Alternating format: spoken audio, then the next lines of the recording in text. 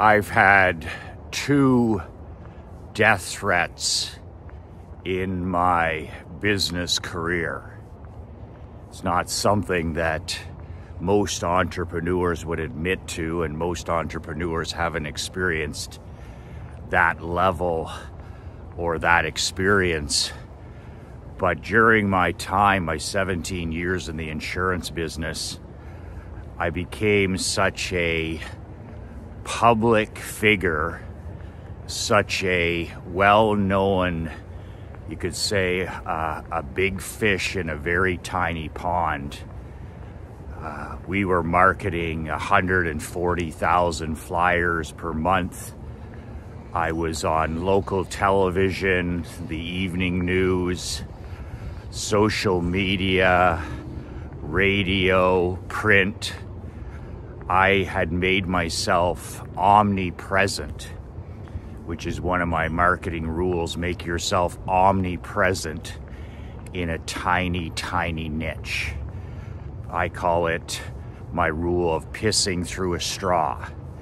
Piss through a straw. Become a big fish in a tiny, tiny pond.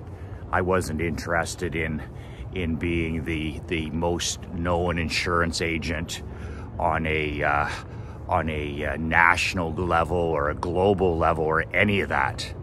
I wanted to be the most referred, most respected, and most talked about in tiny different niches. At our peak, we had 5 different niches. So we were never in the general store business, so to speak. We were always in the high-paid specialist business. I was the proverbial brain surgeon in 5 niches. The highest paid, most respected, most referred. And what came with that was the black hat villain role. When somebody hands you, when your competitors and your critics and your haters hand you the villain, the black hat to wear. Everybody loves a villain. Make sure you grasp that role. Don't let that opportunity pass you by. So, like my grandfather always told us, he said, son, he said, the higher you go up the flagpole, the more your ass is exposed. And we were little kids, we never knew what he was talking about, but boy, when I was in the insurance business, and now that I'm in the consulting business, and after my years in the hockey business, I know exactly what my grandfather was saying. The higher you go up the pole, the more visible, the more successful, the more you build something, the more your ass is exposed. And it's exposed to people that are emotionally unwell, critics, haters, people that have more time on their hands than they should, keyboard warriors, so to speak. So if you're going to build something, there's going to be controversy. There is no success without controversy. And interestingly enough, I had 2 death threats, and they both occurred while I was in the insurance business. And even though our agency was in a small town, my marketing radius was up to 400 miles around my desk. So I used to draw a circle around my desk, and when I first started, my marketing radius around my desk, if you took it and drew a circle, it would have been 10 miles. Everybody within 10 miles got a flyer each month. Everybody within 10 miles would hear me on the radio or would know a little bit about McLean Insurance. Then 6 months later, 15 miles around was the radius. We'd mail more postcards, mail more flyers. And then year after year, gradually that radius just moved all the way to 150 miles, all the way to 400 miles. we were in something like 60 different regional phone books. Those are cities and town phone books. As far away as 300-400 miles, we would be in all the yellow page ads, but more importantly, we were the magnet or the post-it note on the front of the phone book. So even though phone books were phasing out, even back in those days, you know, these were delivered to people's homes with the big goldenrod magnet right on the front of the book. So people would take the book and they would trash it, and they'd take the magnet and put it on their fridge. For some reason, nobody throws out a magnet. And if we didn't have a magnet on the book, we had a big ass goldenrod exposed or most hated man in insurance post-it note. So when my dad would go visit our big commercial clients, quite often he would see these magnets or post-it notes up on the fridge or in the kitchen or on the wall. So I was everywhere, omnipresent. Television, radio, in the mailbox. And this went on consistently, month after month, week after week, for 17 glorious years. So the first threat that I got, we received in the mail at the agency. It was a letter that was handwritten, and it was addressed to me, and it was actually opened by one of our 3 receptionists. So they didn't even have the intelligence to write it in such a way that it would get past the gatekeeper. So eventually it got to me because it was such a serious situation. But it was amazing. We looked at the letter. The letters had, I remember it, it said something about, I went to high school with you, and on about this. So there was some connection there to the past. And whether this person had a bad experience with insurance, whether, you know, somebody had treated them poorly, whether they were envious or jealous, or whether they were mentally ill. Well, they were clearly mentally ill, emotionally damaged, whatever it was. You could just tell from the letter that, well, it didn't bother me. And maybe it should have bothered me. And for most people, maybe it would have. But I remember at the time, I wasn't married. I wasn't a father, and I'm just a weaponized man. And I had zero fear of any of it. There was no way that anything like that was going to victimize me. In fact, I built up this, I don't know, stubbornness or stick-to-itness that I wasn't going to change anything. I wasn't going to think about it. And if anything, I was just going to use this as gasoline and fuel to become even more omnipresent, to work even harder, to serve more people, to do an even better job. And I just kept remembering that there's no success without controversy. And we gave the letter to the police, the local police, and really, what can they do with something like that? They can't do anything with it. That was the one where they never found out who it was. And I never saw the letter again. It was, they threatened my life. They said that they would meet me somewhere at some time and all this other horse shit. And I read the letter once and I got back on with my day. And a lot of people are like, Michael, how the hell did you do that? And I'm just like, I'm not afraid of any other person, any human. And I don't change my world. I'm not intimidated by keyboard warriors. And if anything, believe it or not, the longer I live, the more empathy and compassion I have for people that are so sad, so emotionally damaged, and so pathetic that I literally have some compassion and empathy. What would it take for somebody to be so lost, that they take the time to write a letter, a death threat, to their insurance agent? I mean, what could be so bad in a person's life? What black hole of unhappiness does that man or woman live in that's a priority for them? They buy a stamp and they write a letter. So I have compassion and empathy for people that are in such a state of quiet desperation.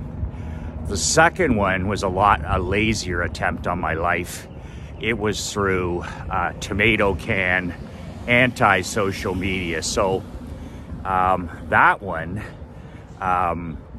was made on our commercial Facebook page. So we had a following, not that it matters, but we had a following of tens of thousands, hundreds of thousands of people on our Facebook commercial page. I used to give away NHL tickets. I'd give away NBA tickets. I would give away Kenny Chesney concert tickets, Alan Jackson concert, whatever. So it was a very active page, and lots of videos, lots of interaction. And one day, again, for I have no idea what reason other than success, somebody posted on there. It was a guy. They caught this guy, and maybe he didn't win the tickets. Maybe he was maybe he didn't like Alan Jackson or Kenny Chesney, or didn't like Pink. He didn't like that. Maybe he didn't like family. Maybe he didn't like Canada or America. Maybe he didn't like our military. Maybe he didn't like capitalism. Maybe he didn't like freedom, all the things that I talked about in the insurance business. Maybe he was maybe he had a lot of hate in his world. So this quiet desperation fellow posted a threat against my life on our page. Think about that. You can track anything on social media. There's a tail to everything. And that one was reported, and the person was quickly charged. I don't know what they do with somebody like that. What do you do with somebody like that? Life within themselves is punishment enough. But this keyboard coward, made a threat on my life. I never knew who he was. He wasn't somebody who gave us money. He wasn't a customer.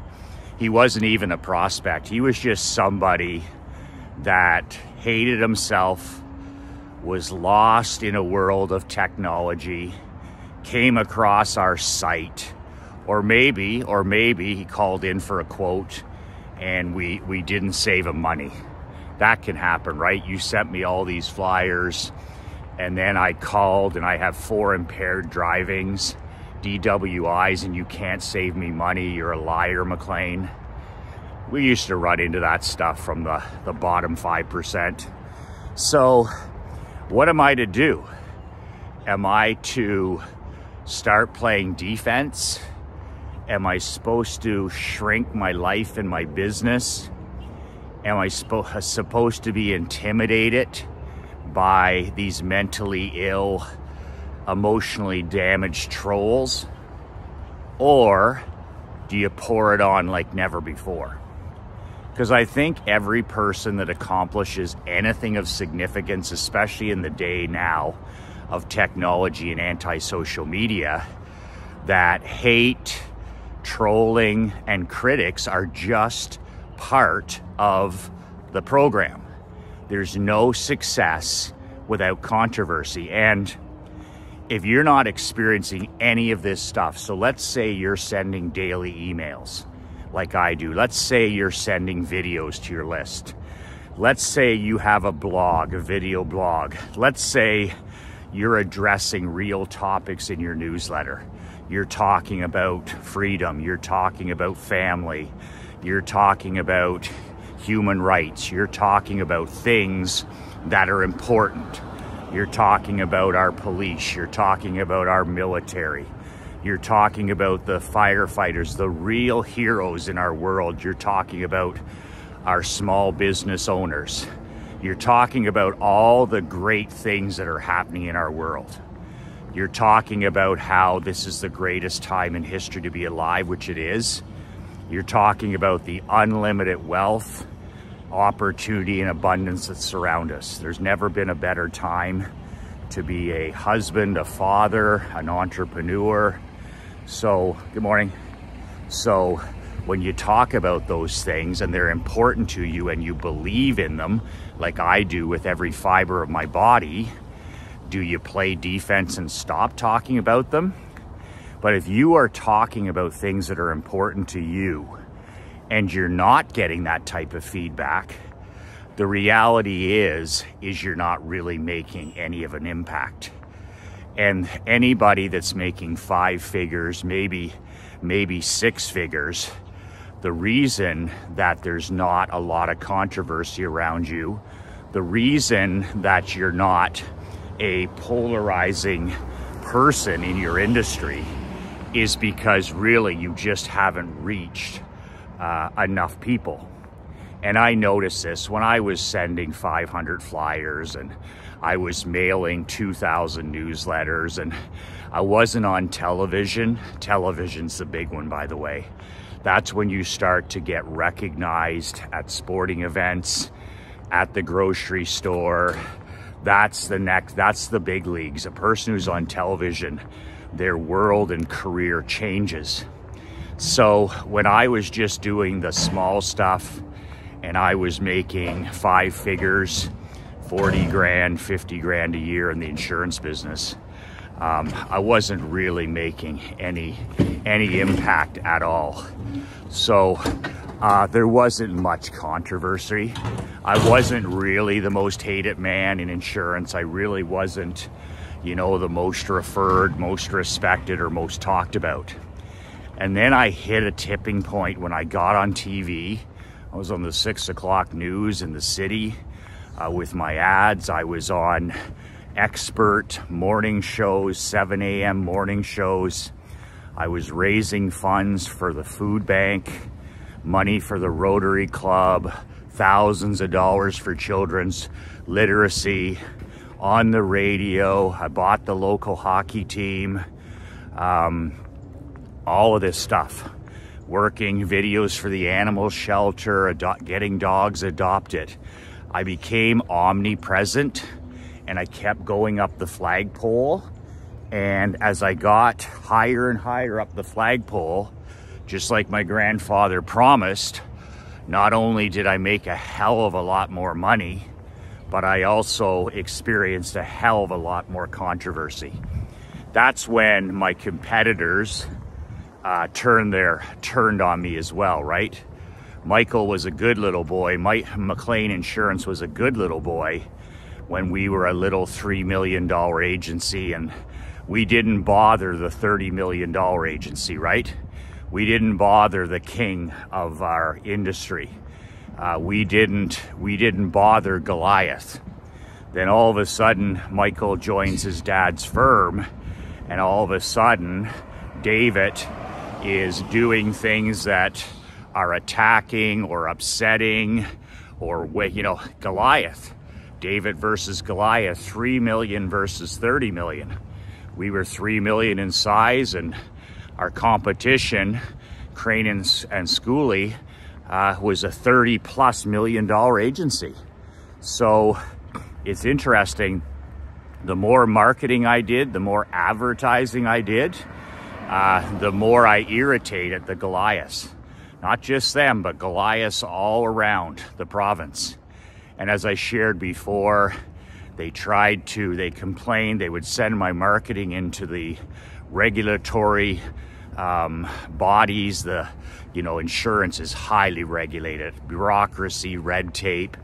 And they would just send in every flyer, every postcard, every newsletter, just hoping that some word was, you know, unprofessional, just hoping that something would stick. And in my 17 years in the insurance business, not a single noun or verb or adjective ever did stick. But they tried to use it, good morning, as a distraction. They tried to use it as a way to slow me down, and all it did was add fuel and gasoline to the fire. So I guess it would have been easy for me to apologize and shrink my business, shrink my life. It would have been easy for me to put my tail between my legs and just go back to being ordinary and average. Michael, get back in your place, climb the ladder. But when you leapfrog all the competition, when I went into the barbershop business, I like, one of my rules is leapfrog. I leapfrog all of the competition. I write a book, I start speaking, and I anoint myself as the number one whatever I'm in.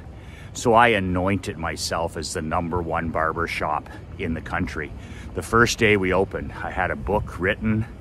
I was giving speeches, I was a speaker, and I just anointed myself. So I didn't wait for 30 years to claim that we were the number one shop. And we were the number one shop. There's no question about it. But I anointed myself. My leapfrog rule I used.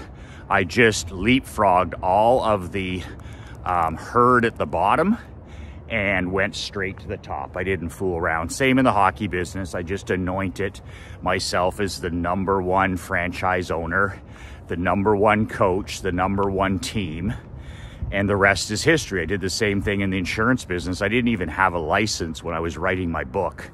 So I write a book, I become a speaker, I get on television, I do interviews, I get in the media, and boy, I then anoint myself as the most respected, most talked about, most referred insurance agent in the land.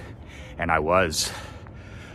So when you do those kind of things, when you leapfrog the massive lump at the bottom, everybody in an industry, in a niche, it's going to be extremely controversial, and you're going to have a lot of enemies and critics and people that don't wish you well. And I saw that from competitors. I saw that from companies we represented, everything and anything. And I'm so grateful that I have that mental toughness where I was like, this is not going to slow me down. This is not going to make me play defense. If anything, I'm going to mail more. I'm going to mail more newsletters. I'm going to mail more flyers. I'm going to buy more advertising on TV. I'm going to shoot more videos. I'm going to write more emails. I'm going to give more tickets away. I'm going to give more concert tickets away. I'm going to make insurance even more fun. And I do the same thing on the consulting side. You know, Andre and I have started this badass brotherhood, and I committed to 10 years of my life, God willing. And I said, okay, I'm done with hockey. I'll give you 10 years of my life. I'll walk and shoot these videos for 10 years. I'll send emails for 10 years.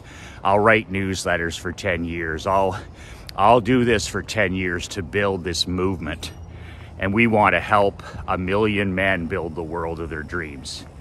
I'm a world building extremist. I'm a world building supremacist. What that means is I teach what I live. So it took me a long time, but I've been in business for 31 years, but only the last 19 have I lived life and done business on my own terms. For the first decade and a half, I was a slave to my business. I had a job. I was running a Frankenstein business. I had a high-paying job at best, and I wore the golden handcuffs every day. And it took me years and years and years to finally build my business around my life. I built my business around my life. I did the opposite of every other business owner, and I built my business around my life. My life came first. Didn't mean I didn't work hard. I work extremely hard. I work every day, 7 days a week, no days off. But the bottom line is I changed what I was working on, and I built my business around my life. And that's what world building is all about. You deciding what you really want. Not what your dad and mom wanted for you, not what your spouse wants, not what, your brother's dream, or none of that. What do you want? And then I help you build it. I help you build it through the rules in my book, nobullbook.com, by the way. I build it through my newsletter, badassletter.com. I build it through my Masterminds, Badass World Builders with an S.com. So there's going to be controversy with that. There's going to be critics. There's going to be people that are envious. There's going to be people that are unhappy. So you have to decide as an entrepreneur, will you not be intimidated? I think the great Robert Ringer, the author of Winning Through Intimidation, that was one of my favorite books ever, Winning Through Intimidation by Robert Ringer. I read that book as a young man in my 20s, and I was like, fuck, this guy gets it. He just talked about all the tomato cans, all the fake people, all the haters, all the people that, inauthentic, phony, whatever, and how to manage those people on your way to the top. And that book was so controversial. I can ask Robert Ringer about this life. The title was so controversial that he had to change it. I still have an old copy, How to Winning Through Intimidation. It's on my bookshelf. It's one of my favorite gifts. It's not a gift, I bought it. It's one of my favorite books. And it's been changed to something more politically correct. But still, the content is winning through intimidation. And Ringer just talked about all these bureaucrats and all these unhappy people and all these jealous and envious trolls that are part of the journey. And he has another book, a second book that's less known. I believe the title's something like To Be Intimidated or Not Intimidated. To be intimidated or not to be intimidated? And that's another great question. And that's what, when you get people that doubt you, when you have people that don't believe in you, when you have critics, when you have people, threatening you in extreme cases, what are you going to do? Are you going to be intimidated? Are you going to take your ball and go home? Or are you going to pour it on? So I put 2 feet on the gas pedal. And like my dad said to me one time, my dad's taught me a lot of great things, like my mom has taught me an amazing amount of things. But I remember my dad, who's a very humble man. He's a very humble man. He's extremely likable. I mean, if there's 2 people on earth that dislike my dad, I'd have to know who they are. He's an extremely likable person. If he ran for mayor tomorrow at age 89, he would win in a landslide. I don't have that. Most people don't have that. He has that. But he said to me in all his humility, one day he said to me, and this is a long time ago, he talked about clients that would cancel their policy and never speak to him again. So he would have like a friend or even a relative cancel their home and car insurance because they got a cheaper rate. Most people aren't like that, but some people are. And he would say, and then they don't talk to me. They see me coming and they cross the street. He said, what did I do? And he told me about this phenomenon, and I was so interested. I'm like, really? He's like, yeah. He says, you'll have cousins, you'll have family members, you'll have friends who you think are your friends, and you'll get a fax or an email, please cancel my home insurance. And then you'll find out that, they went to a different insurance agent for 20 bucks. And he was always fascinated by this because he didn't care about that. He was like, He goes, where's the loyalty? This is your cousin, your niece, or whatever it was. And that was the one thing that irritated him in the business, is then that person wouldn't speak to him at a barbecue or a ball game or a hockey game, or if he was in a restaurant. And my dad would always go out of the way, right up to them. Hey, Jim. And the guy be like, you know, he's a coward, right? The guy's a coward. He's like, oh, hey, Frank. My dad would always cross the street if the other guy crossed to make sure, good morning there, Jim. How are you? Haven't seen you in a while. Just humiliating the coward. But my dad did say, he goes, they wouldn't, what was it he said exactly? When it came to, you know, at first I was like a little bit taken back when my competitors were sending in all of my marketing to the governing board, to the regulators. I was scared for a few days. I was like, because I didn't know the industry, right? And I was like, Dad, what happens? Like, do I lose my license because of a flyer? Do I lose my license because of a book? Like, what happens when these guys keep sending this stuff in? And my dad said something to the effect, he goes, they wouldn't make me stop. And I remember that. They wouldn't make me stop. And that's where I snapped out of it and said, you know what? I'm gonna pour it on. I'm gonna 10x this fucking shit. And I did, and I 10x'd it. And I became so omnipresent that this came with it. So that's the story of the controversy that came with my marketing and my being omnipresent in the insurance business. It was the same in the barbershop business, just a smaller scale. I was on the TV in the barbershop business. So that, you know, other barbers called on us that we were serving beer and liquor, and that's why we had a license. And we had the liquor inspector come by and make sure that we had a liquor license, which we did. And I was like, who complained? Who complained that we're selling local craft beer? And they were like, we can't say specifically, but one of your competitors. And I'm just like, how pathetic that that's your life. That's your hole of unhappiness. That the only thing you can do as an entrepreneur is whine and cry to whoever it is about the person who's kicking your ass. And when you think about it, it's what you want, right? I had to learn that. This is what you want. And if you're not controversial and you're not getting criticized and you don't have people that are, you know, against you, I just believe that your message is too stale, dull, and boring. Because your job as a marketer is to attract that 1% of that niche, 1% of the population or less. It should say, this is exactly for me.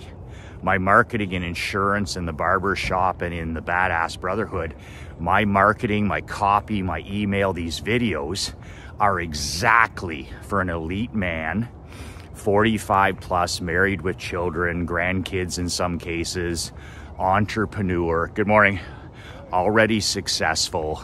It's not just about money. They want more personal sovereignty. They want to build a legacy. They want to become a hero in their own home. So that's exactly who I speak to. So 1% of those guys say, this is exactly for me. Michael McLean is my cup of whiskey. But for the 99.9% of the other people, good morning, the civilian general population who I'm not here to serve through my business, I repel. I don't want them clicking on my links. I don't want them buying my book. I don't want them wasting my time because it's not for them. So if you do a good job of pissing through a straw, like I say, and becoming a big fish in a tiny, tiny pond, then this is the response you'll have from repelling 99%. That's your job as a marketer. A direct response marketer repels 99.9% of the unqualified. When I used to run a help wanted ad, I would repel and filter 99.9% of the applications. Was it controversial? Yes. Was it loved by everybody? No. Was there lots of people that would be upset that, you know, I would be candid and clear and say this job is for this specific person?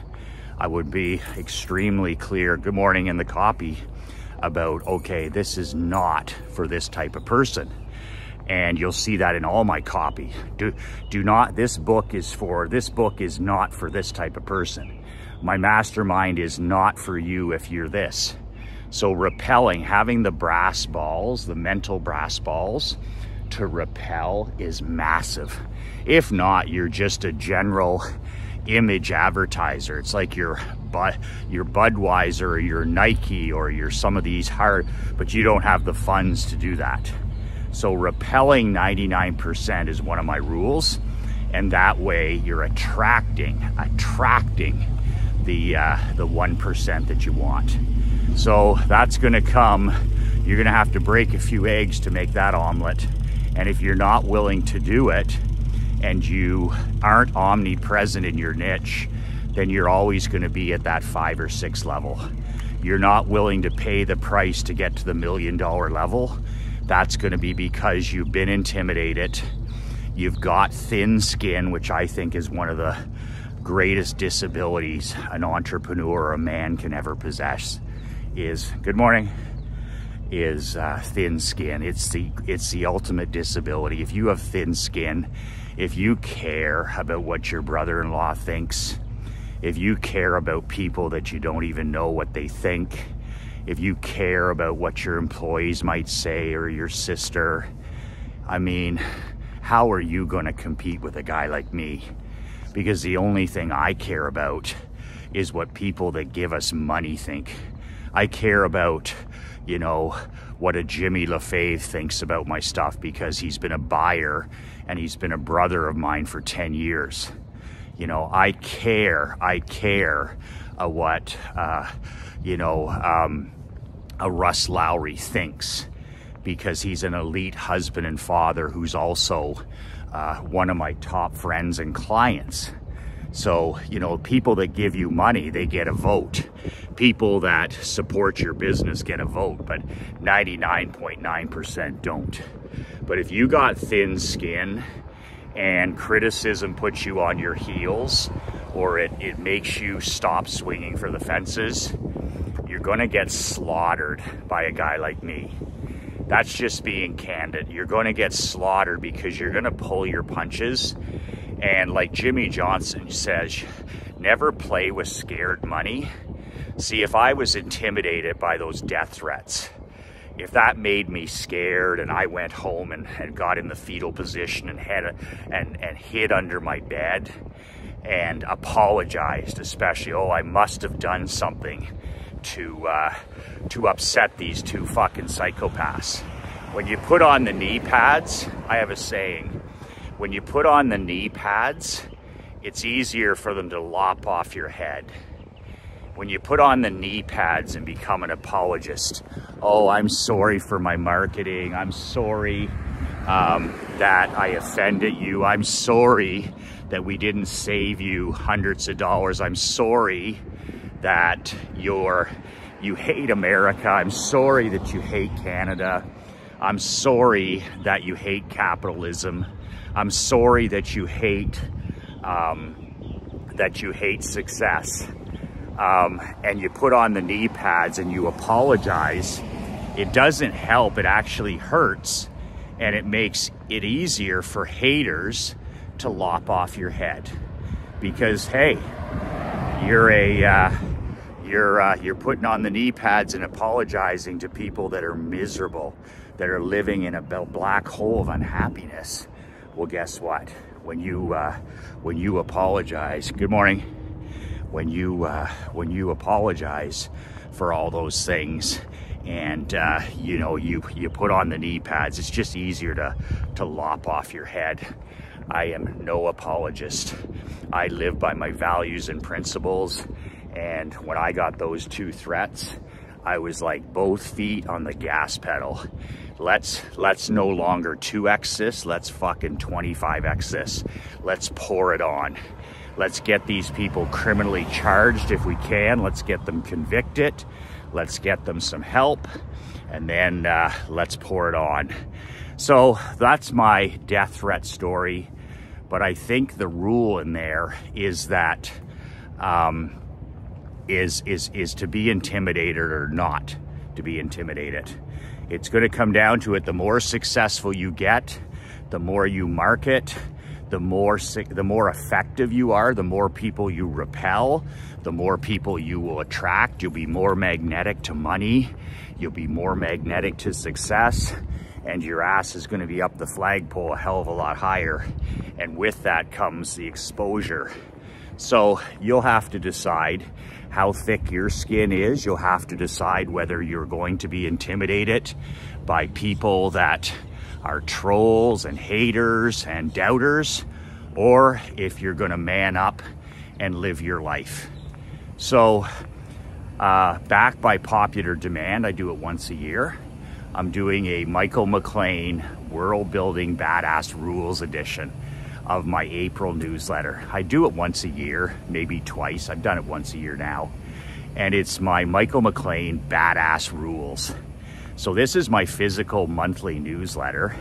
And what I'm doing is I'm going to do it. I'm going to write my next 10 rules. And these are personal and professional rules that I use.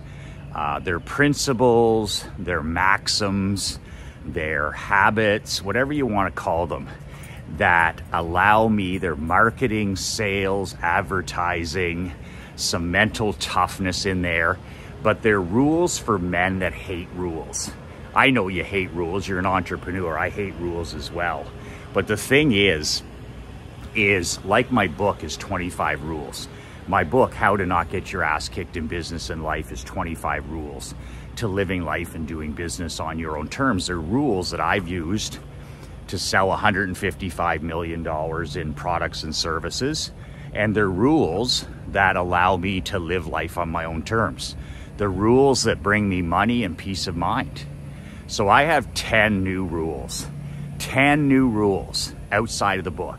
And I'm gonna write about them in this April newsletter. I'm just done. I'm just finishing it up today. And they're called my Michael McLean Rules, Badass Rules.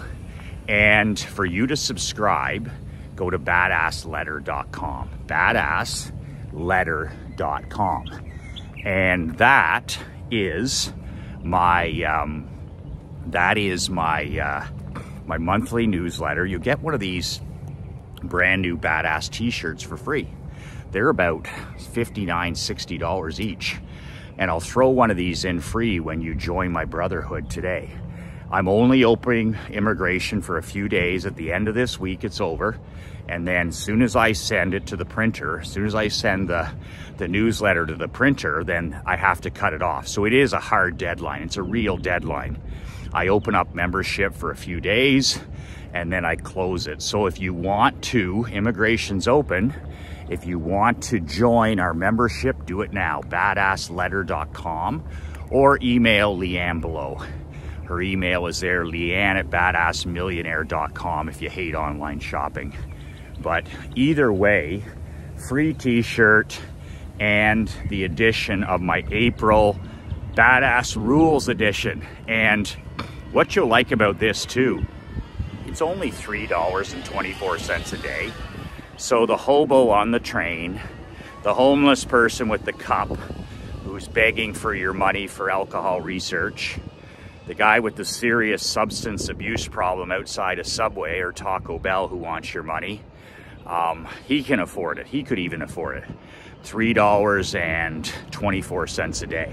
So don't make the excuse that it's about money. It's $97 a month, $3.24 a day to be a member. And there's all kinds of other stuff that I do. You get access to the online forum, the locker room, our anti-big tech locker room. It's not Facebook, it's not big tech. It's a program through Sam Ovens that Marc-Andre has created where we can ask questions, post videos, share our wins, share our losses, share our frustrations, everything inside there privately. It's our badass world building locker room. So badassletter.com. I'll ship you the April newsletter. Leanne will actually ship you. I won't ship anything. And she'll throw in one of these badass, brand new. These are new. These are the new ones with the military font. See the military font? I love that. I designed that in honor of the military. I don't know if it honors the military, but I say it fucking well does. So that's good enough for me. The real heroes in our world are men and women in uniform, our police, our firefighters, our military past and present, and our small business entrepreneurs, small business owners and entrepreneurs. Any of those people take a nap for 6 weeks and America and Canada, North America is done. So just remember who actually runs this place. Nobody in the White House, no prime minister, no president, no Fed director. The people that run this company, the heroes in our society, are men and women, past, present, and future, in uniform, our military, our soldiers, our real heroes, and our small business entrepreneurs. You are the men and women that stir the drink. Everybody else is a near spectator. Without these real heroes, these real heroes in our free society, there is no free society. So get a firm grasp in your mind of what a real hero looks like. An elite husband is, an elite father is a hero. An elite mother is a hero. A community service person is a hero. A soldier is a hero. A police officer is a hero. A firefighter is a fucking hero. And these are the type of guys, men and women, that become heroes in their own home. Because the most contagious thing in the world is what? A positive example. What do we need now more than ever in 2023? We need more positive examples. We need our children to see what a hero looks like, how they think and how they behave. Are you a hero in your own home? Do your children and grandchildren and your wife look and say, wow, that's inspirational, that's motivational, and that's how it's done? Or is your life a warning? Is your example a warning of what not to do? Are you a weaponized man? Are you in the best physical and mental shape of your life? Are you a man of God? Are you a man of gratitude? Are you a marketer, a builder? Are you a person who stays out of the toxic swamps and the digital dementia and the iPhone junkie addiction? Are you a man who's present with your family, with your most precious, precious people in your world? Are you a man who opens doors for people and creates opportunities for people? Or are you just about yourself? So the new rules edition's coming out. You can subscribe at badassletter.com.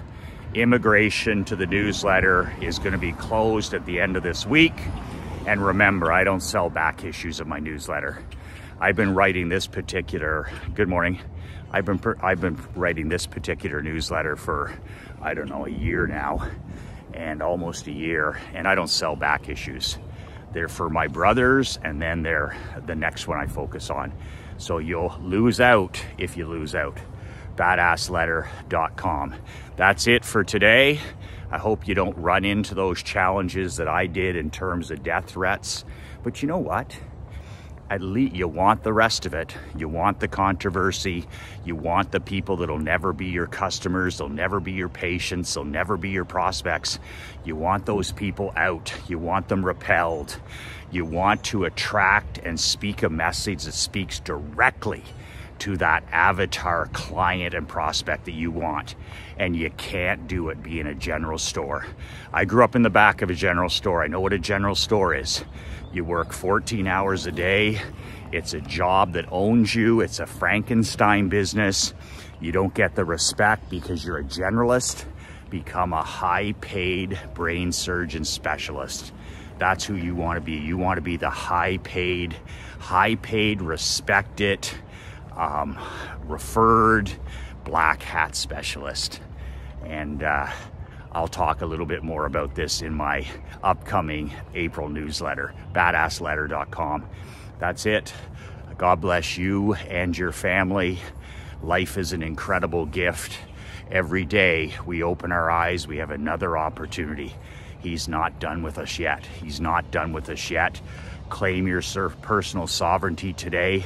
Do the 1 or 2 things that are really important to claim your sovereignty, and then get up and do it the next day.